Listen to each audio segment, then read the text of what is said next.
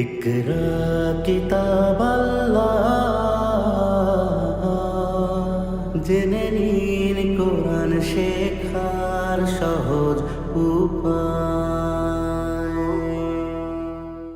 আসসালামু আলাইকুম রহমতুল্লাহি ওবারাকাতুহু। আলহামদুলিল্লাহ রব্বিল আলমিন ওয়াল আকিবাতুল লিল মুত্তাকিন ওয়াসসালাতু ওয়াসসালামু আলা রাসূলিহিল আমিন ওয়া আলা আলিহি ওয়া আসহাবিহি আজমাইন। কোরআন শিক্ষায় নিয়োজিত রেখে এ পর্যন্ত আমাদের এই বরকতময় আয়োজন প্যান ভিশন কোরআন শেখার সহজ উপায়ে আমাদের সাথে যারা রয়েছেন সকলকে আন্তরিক স্বাগতম এবং অভিনন্দন জানাচ্ছি। বাংলা ভাষাভাষী শিক্ষার্থী বন্ধুগণ, আমরা গত পর্বে শিখেছি যে হরফগুলো কখনো পরিবর্তন হয় না, যুক্ত এবং মুক্ত এই দুইটা পাশাপাশি এনে আপনাদেরকে দেখানোর চেষ্টা করেছি। আপনারা সেগুলোও পেরেছেন। আজকে এই যুক্ত অক্ষর শিক্ষার দ্বিতীয় স্তরে আমরা এসেছি। দ্বিতীয় স্তরে ছিল ওই 5টা হরফ যেগুলো যুক্ত হওয়ার সময় আকারে ছোট হয়ে যায়। যেমন বাটা এত বড় ছিল, এখন যুক্ত হওয়ার সময় এতটুকু হয়ে যাবে। তাতে কি, একটা দাগ দিয়ে নিচে এক নুক্তা দিলেই তো বা হয়ে যায়। একটু দেখুন, এই যে একটা দাগ, নিচে একটা নুক্তা বা। এই দাগটার উপরে 2 নুক্তা দিলে তা, উপরে 3 নুক্তা দিলে সা, উপরে 1 নুক্তা দিলে নুন, নিচে 2 নুক্তা দিলে ইয়া। অর্থাৎ 5 in 1, একের ভেতরে 5টা হরফ নিহিত থাকে।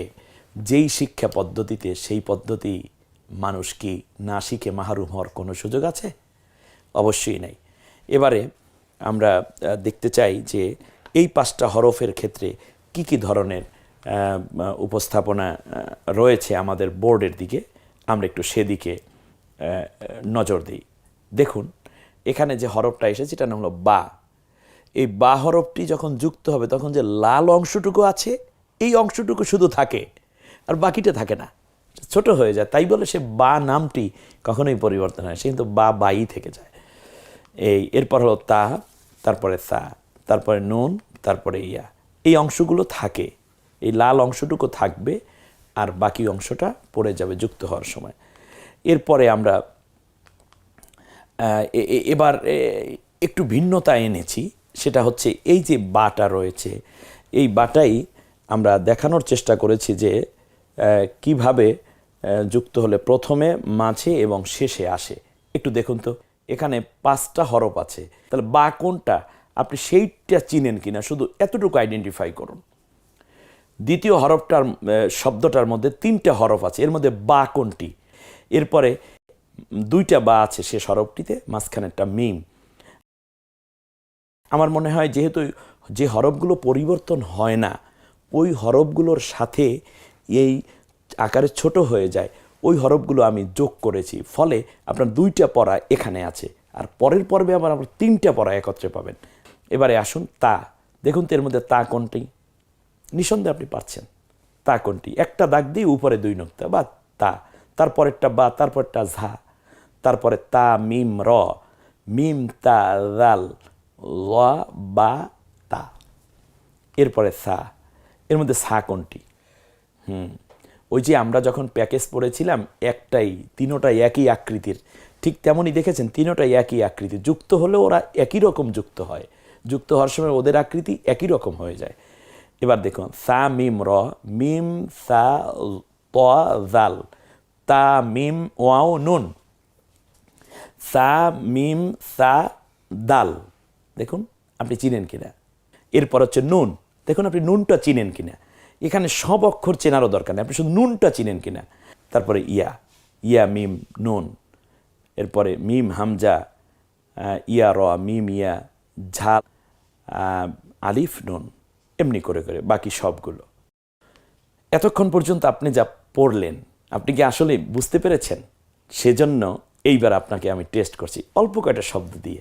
আপনি দেখুন তো পারেন কিনা। একটু বেশি শব্দ দেয়া আছে মূল বইয়ের মধ্যে, যাতে করে একটু বেশি ঝালাই করে নেওয়া যায়। এখানে অল্প কয়েকটা শব্দ, যেমন প্রথমটা কি ত, তারপরেরটা ইয়া, তারপরেরটা র। দেখুন উত্তর পর্বে আমরা ঠিক আছে কিনা, আপনি যা বলছেন সেভাবেই আছে কিনা। তাহলে তো আপনি সফল, আপনি যুক্ত অক্ষর শিখে ফেললেন। এরপরে মিম, বা, ইয়া, নুন। প্রথমে আমি আপনাদের জন্য স্ক্রিনে শব্দটা নিয়ে আসি, প্রথমে কিন্তু উত্তর দিচ্ছি না। আপনি দেখুন, দেখুন 3টা হরফ আছে এখানে, 3টা বর্ণ আছে এখানে, অলরেডি অক্ষর হয়ে গেছে যেহেতু যুক্ত আছে। এবার আপনি দেখেন তো এই 3টা চিনেন কিনা। ব্যাস, এই 3টা যদি আপনি চিনেন, আপনি সফল। সা মিম র, কি চমৎকার, তাই না? আপনি এটা পারা মানে আগেরগুলো পেরে ফেলা, কারণ ওইটা মিলিয়ে এই শব্দগুলো তৈরি হয়েছে। নুন বা ইয়া, জোয়া বা তা। একটু দেখুন পারেন কিনা, একটু চেষ্টা করুন, বারবার চেষ্টা করুন। মিম জোয়া নুন বা, এখানে 4টা হরফ আছে, মাশাআল্লাহ। তা মিম নুন ইয়া, ওয়াও। দেখুন আপনি এগুলো বলছেন কিনা, প্রথমে এনে একটু দেখুন।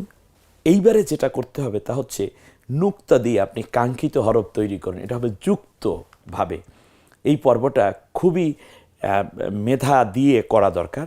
সেটা হচ্ছে প্রথম হরফটা হলো মিম, এটা আমরা দেখি তো মিমটা মিমের, পরেরটা বা বানাতে হবে, পরেরটা নুন বানাতে হবে।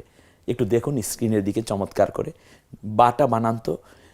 কোরআন ঠিক এভাবে লেখাই থাকবে বন্ধুগণ, সম্মানিতা বোনেরা, এভাবে কোরআনটার হরফগুলো এভাবে লেখা আছে। আপনি এখন বানিয়ে দেখাচ্ছেন, আর ওটা বানানো শুধু পড়বেন। কঠিন কোনটা? এখন কাজটা অনেক কঠিন। এজন্য সেনাবাহিনীর প্রশিক্ষণ কেন্দ্রে লেখা থাকে কঠোর প্রশিক্ষণ, সহজ যুদ্ধ।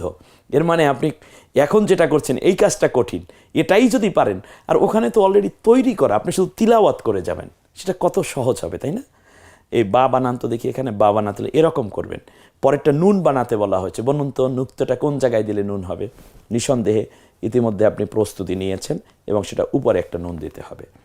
এমনি করে করে জাল বানাতে হবে, ঝা বানাতে হবে, এরও চিহ্ন দেয়া আছে সুন্দর করে।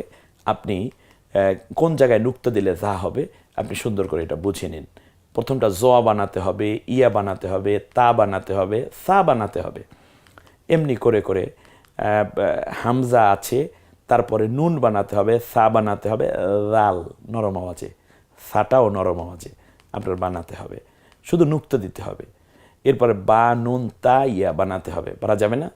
এই তো হচ্ছে, একটু দেখুন কি চমৎকার হচ্ছে, তাই না? হ্যাঁ, এই যে একের পর এক আপনি দেখে নিঃসন্দেহে আপনার ভালো লাগবে। হামজা, এখানটা হামজা দিতে হবে। হামজা কখনো টাচ করে না কোনো অক্ষরের সাথে, সেজন্য তাকে একেবারে ইন্ডিভিজুয়াল, দেখছেন সে একেবারে উপরে বসে আছে ঠান্ডা মাথায়। এরপরে হচ্ছে নুন, তারপরে হচ্ছে বা, বার সাথে আলিফ আছে। এখন এই পর্বটা হচ্ছে এই দৃশ্যটা হচ্ছে আরও মজার ব্যাপার। আপনি আগের পড়াগুলো মনে আছে কিনা আমি কি সেটা একবার জেনে নেব না? তার কারণ আগেরটা ভুলে যায়, বর্তমানটা মনে থাকে, আমার তো দুইটাই মনে রাখতে হবে। সেই জন্য আপনাকে কোনো রকম প্রেশার না দিয়ে আমি চাচ্ছি আপনি এই জায়গাটায় কাজ করেন। সেটা হচ্ছে একটু দেখুন এই আগে হরফগুলো কেমন ছিল সেটা আপনি এখন লিখবেন। বড় অক্ষরটা কেমন ছিল, মুক্ত অবস্থায় কেমন ছিল, এখানে যুক্ত দেয়া আছে। এটা যখন আপনি পড়বেন তখন মুখে অবশ্যই উচ্চারণ করবেন। প্রথমে হলো ত, তারপরটা হলো কি বলবেন? বা, চমৎকার। তারপরেরটা ইয়া, তারপরেরটা নুন, তারপরেরটা দাল। এই রকম ছিল মুক্ত অবস্থায়, আর এরকম হয়েছে যুক্ত অবস্থায়। অবশ্যই আপনার মনে আছে। এরপর হলো জোয়া হামজা ইয়া আলিফ। এই কাজগুলো একটু একটু করে করতে হয়। এরপরে অনেকগুলো উদাহরণ আমি কয়েকটা মাত্র উপস্থাপন করছি এখানে। মিম, পরেরটা ছিল তা, পরেরটা সা, তারপরেরটা কি? আলিফ। চমৎকার। এমনি করে করে আমরা সপ্তম পর্বে চলে আসছি এবারে, মানে সপ্তম ধাপে চলে আসছি এই পর্বের। যুক্ত হওয়ার তৃতীয় স্তর। এই তৃতীয় স্তর আমরা যদি দেখি তাহলে অধিক মনোযোগ দিয়ে এই 3টা অক্ষর আমরা একটু দেখব। যেমন দেখুন এখানে 3টা হরফ আছে, কি কি বলতে পারেন? প্রথমটা মিম, তারপরেরটা লাম, তারপরেরটা আলিফ। এখন আপনি এই 3টে বাংলা উচ্চারণ যে দেয়া আছে এই 3টার সাথে 3টা রেখা টেনে মিল করতে হবে। এইবার দেখেন তো আপনি পারেন কিনা। মাশাআল্লাহ, আলিফের দিকে আলিফ যাচ্ছে, মিম লাম। এরপরে যেটা আছে এখানে 4টা হরফ আছে, 4টা। প্রথমটা তো দেখলেই বোঝা যায়, যেহেতু কাটা কাটা আছে, এটা সিন। পরেরটাও বোঝা যায় মিম, তারপরেরটা হলো লাম নাকি আলিফ? ভুল করে অনেকে আলিফ বলতে মানে লাম বলতে চাইবে বা অন্য কিছু না। এটা হচ্ছে যদি এই দালটা যে আছে দালের সাথে যদি এটা মিশে যেত তাহলে এটা লাম হয়ে যেত। যেহেতু মিশে নাই, আলিফ কখনো মিশে না, সামনের হরফটার সাথে মিশে যায় না, মানে সংযোগ ঘটায় না। সংযোগ হয়ে যায় তাহলে সে আর আলিফ থাকে না, সে লাম হয়ে যায়। এখন দেখুন যেহেতু সংযোগ হয়নি, অতএব এটা এখন আলিফ আছে, তো সিন মিম আলিফ দাল। এখন আপনার কাজ হচ্ছে রেখা টেনে এক হরফগুলোর সাথে পরস্পরে মিল করা। সিন কোথায়? এবার দেখুন মিমের সাথে মিম, আলিফের সাথে আলিফ, দালের সাথে দাল। কি চমৎকার! দেখুন এখানে লাম আলিফ, লাম, পরেরটা লাম হলো কেন?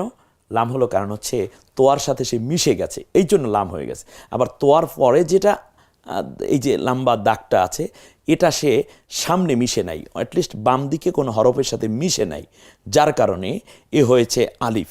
যদি ওয়ার সাথে মিশে যেত, মানে অন্য কারো কোনো হরফের সাথে মিশে যেত, তাহলে সে আলিফ থাকতো না, সে লাম হয়ে যেত। এটা একটু মনে রাখতে হবে। আলিফটা কখনো বাম দিকের হরফের সাথে মিশে না, আর মিশে গেলে সে আর আলিফ থাকে না, সে লাম হয়ে যায়। এই দেখুন আস্তে আস্তে মিলান সুন্দর করে। এই জন্যই মূলত এই পর্বটা আপনাদের উদ্দেশ্যে। এখানে আল্লাহু শব্দটি আছে, এখানে আলিফ আছে, লাম আছে, লাম আছে, গোল হা যেটা সেটা আছে, ওয়ার পরে যে হাটা, এই তো সুন্দর, লাম লাম হা, ব্যাস আল্লাহ। এই এখানে হলো আলিফ লাম আলিফ সিন আলিফ, ব্যাস। এখন আপনি মিশান সুন্দর করে। হ্যাঁ, এই তো ধরে ধরে একটু একটু করে একটার সাথে একটা মিলিয়ে নিতে হবে। আমি ওই থিওরি যেটা দিয়েছি, লাম সামনে মিশে আলিফ সামনে মিশে না, ব্যাস। তাহলে প্রথমটা আলিফ এবং শেষেরটা আলিফ, মাঝখানে দুইটা লাম। এখানে মিম হা মিম দাল, নিঃসন্দেহে আপনারা বুঝতে পেরেছেন। তাহলে এই মুহাম্মদুর রাসূলুল্লাহ সাল্লাল্লাহু আলাইহি ওয়াসাল্লাম, এই নবীর নামটা এভাবে লেখে। সুবহানাল্লাহ। এখানে আপনারা যারা শিখছেন তাদের অনেকের নামের প্রথমে মোহাম্মদ ইউনুস, মোহাম্মদ আবদুল্লাহ, মোহাম্মদ সত্তার, মোহাম্মদ আব্দুল গাফফার, মোহাম্মদ জসিমউদ্দিন। এই মোহাম্মদ শব্দটা প্রথমে এভাবে লিখবেন। কাপটা নিয়ে একটু কথা বলাই দরকার। কাপটা হচ্ছে এই, দেখুন আপনারা কাপের যে অক্ষরটা বলেছিলাম যে সাইডের যে এটা ব্যাসটা আছে এটা থাকে না, মাঝখানে এসটা শুধু থাকে, ওটাই বড় হয়ে যায়। একটু খেয়াল করে দেখুন, একটু দেখুন কি চমৎকার করে দেয়া আছে, ব্যাস এই অংশটুকু থাকে শুধু। কাপ শেখা খুবই সহজ। আর হাঁটা হচ্ছে এই হাঁটা, এখানে কয়েকটা ভঙ্গিতে আপনাদের সামনে দেখানো হয়েছে। হা প্রথমে আসলে এরকম, আর হাঁটা যখন শেষে আসে এরকম। হা লাম কাফ আইন র, এটা দেয়া আছে। আইনটা প্রথমে আসলে এরকম, আইন যখন মাঝখানে আসে তখন কালো মাথা হয়। একটা থিওরি আপনি আজকে জেনে নেন যে কালো মাথা অক্ষরের নাম আইন। আইন যখন মাঝখানে আসে, প্রথমে আসলে তো আইনের গলাটা আসবে, নিচের অংশ পড়ে যাবে, আর আইন শেষে যখন আসবে শব্দের তখন তো আইন পূর্ণটাই লেখা, কিন্তু মাঝখানে যদি আসে তখন একটা কালো মাথা ছাপায়, সেভাবে হয়। আমি এই কথাটার সাথে একমত ছিলাম না। আমি চেয়েছিলাম আইনটা গলাটা মাঝখানে রেখেই তো ছাপা হতে পারে, কিন্তু তামাম দুনিয়ায় এটা আইন কালো মাথা দিয়ে ছাপা হয়ে গেছে যেহেতু, এজন্য আমি আর এখানে কাজ করিনি। তবে কয়েকদিন আগে ইন্টারনেটে যে একটা কোরআন দেখলাম, সেখানে আইন মাঝখানে গলা রেখেই করেছে, কারণ আরবি অক্ষর কখনোই তার মাথার অংশ চেঞ্জ করে না, এটা একটা থিওরি ছিল। শুধু আইনের ক্ষেত্রে আমি একটু ব্যতিক্রম দেখে ওটা সারতে চেয়েছিলাম, তো আমার সারার চিন্তাটাই হয়তো অন্য এক ভাই এটা করে ফেলেছেন। তো আইন কালো মাথা আইন, উপরে এক নুক্তা দিলে গইন। একটু দেখুন এখানে আমরা আইন কাফ হামজা ইয়া নুন ইয়া একেবারে পাশে পাশে এনেছি যাতে আপনি কনফিউজড না হন। তাহলে আইন যখন হবে প্রথমে আসলে সে গলা থাকবে অতটুকু, কাপটা সবসময় বড় থাকে মাথাটা তার, এরপরে হামজাটা ওরকম, হা মাঝখানে আসলে এরকম, নুন ইয়া, হা লাম হা। আমরা বারবার চেষ্টা করেছি আগের পড়াগুলো আপনাদের সামনে উপস্থাপন করার জন্য। কোরআন শিক্ষার একটি চমৎকার জায়গায় অলরেডি আমরা পৌঁছে গেছি ইতিমধ্যে। এরপরে একক শিখবো, তারপর হারাকাত শিখে কোরআন তেলাওয়াত শুরু হয়ে যাবে। আল্লাহ সুবহানাহু ওয়া তাআলা আমাদেরকে কোরআনের সাথে থাকার তৌফিক দিন। আমরা সবাই যেন কোরআন সহি শুদ্ধ করে পড়ে নিজেকে আলোকিত করতে পারি, আমাদের আমলগুলোকে আলোড়িত করতে পারি, সে তৌফিক কামনা করছি মহান মালিকের কাছে। আল্লাহ আমাদের সকলকে কবুল করুন, আমিন। আসসালামু আলাইকুম ওয়া রাহমাতুল্লাহি ওয়া বারাকাতুহু।